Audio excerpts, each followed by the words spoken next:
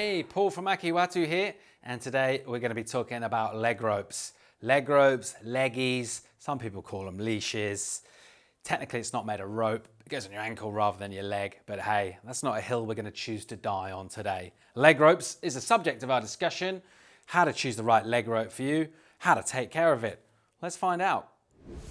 Okay, your leggy is probably the piece of your surfing equipment that you think the least about. Probably think about it never. It's probably the cheapest thing as well, and yet it's got a really important job. It's going to keep your pride and joy, your $800, $900, $1,000 surfboard off the rocks, being smashed into 1,000 pieces, and keeping it attached to your leg. Now, best case scenario, of course, you're paddling out with dry hair, you're kicking out, finishing all your waves, and you're paddling back, you're not getting caught inside, blown up, wiping out. That's best case scenario.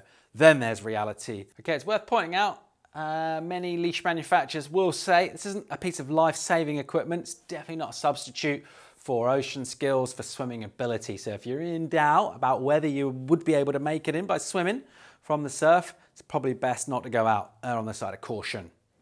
Okay, your leashes are gonna come in different lengths and thicknesses, and they're going to have a corresponding strength according to how thick and long they are. The ideal thing is you want to have it with enough elasticity to deal with the weight of your board, not too much to ping it back in your face. What you also don't want to be doing is having something too long and be kind of reeling in the anchor every time you resurface from being underwater, by which time next wave's landing on your head. So it's important to get the right length for your board. Now, as a general rule of thumb, you want something more or less the same length or possibly a bit more than your surfboard. So guess what? If you've got a 6-foot board, 6-foot leash is probably pretty sweet. Up towards a 7-foot board, 7-foot leash, maybe a little bit bigger. If you had to choose between the two, maybe err on the side of a little bit longer, but overall, we're thinking more or less the same length of leash as your length of board. Okay, let's start out at the 6-foot range. These are the length of leash you're going to be using on your shortboard. 6-foot leash. The only difference between the two, one's a comp leash. That means it's a little bit more lightweight. So your cord's just slightly thinner and it's going to provide a little bit less drag for you. Again, these are leashes that you're going to be using when the waves are a little bit smaller. Everyday conditions on your standard 6-foot leash. If it's really small, or hey, maybe you're surfing in a heat, why not go with the comp leash, something ultra lightweight. But these aren't the sort of leashes you're going to be using on a bigger day necessarily, or with a bigger board. Okay, as we move up, 7-foot leash, this would suit for your fun shapes in around about that size, maybe up from your 6/8s, your 6/10s, that sort of thing. Just slightly longer in terms of the length of the leash and the length of the board. Generally, as they get longer, you're going to be a little bit sturdier and thicker. Now, when it comes to leashes, like so many things in life, you do get what you pay for, so you could, try and get one, 20 bucks, cheapest leash you can possibly find on the market. That might be reflected in how long that leash lasts for you. Might be a little bit likely to wear out, break, stuff like that. Worth investing a little bit. As I said, it's your pride and joy that's attached to your leg. You want to keep it attached to your leg.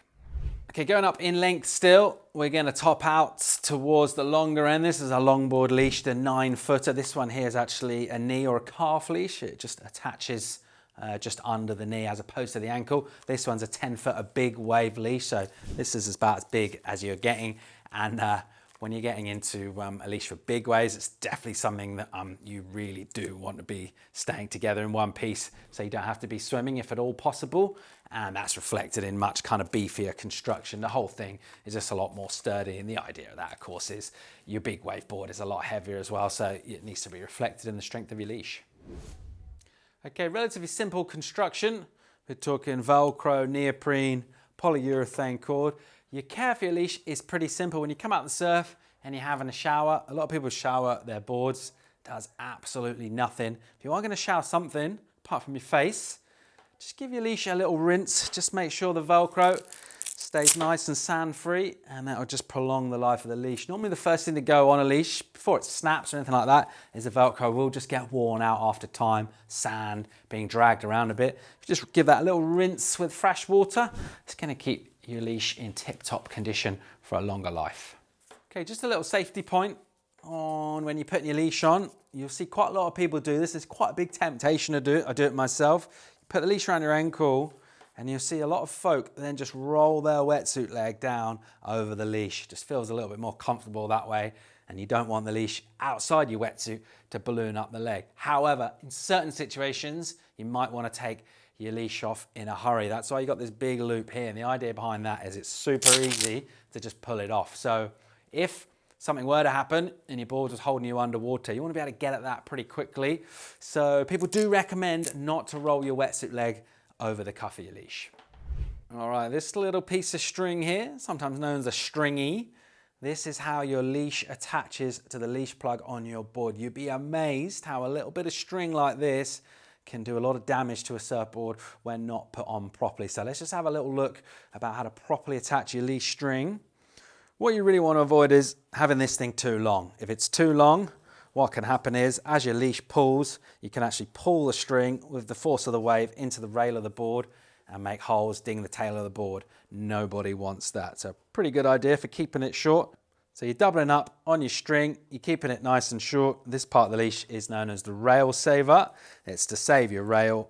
And the idea of that is whatever the wave does, as your board's getting bashed around, you're not pulling that string through the fiberglass of your surfboard. Okay, it's going to wrap things up for our video on how to choose your leash. Just bear in mind, you want something that corresponds roughly to the size of your board or maybe slightly longer, definitely not much shorter. And the other thing, of course, is to look after your leash. Keep it rinsed with fresh water. Keep that Velcro nice and tacky.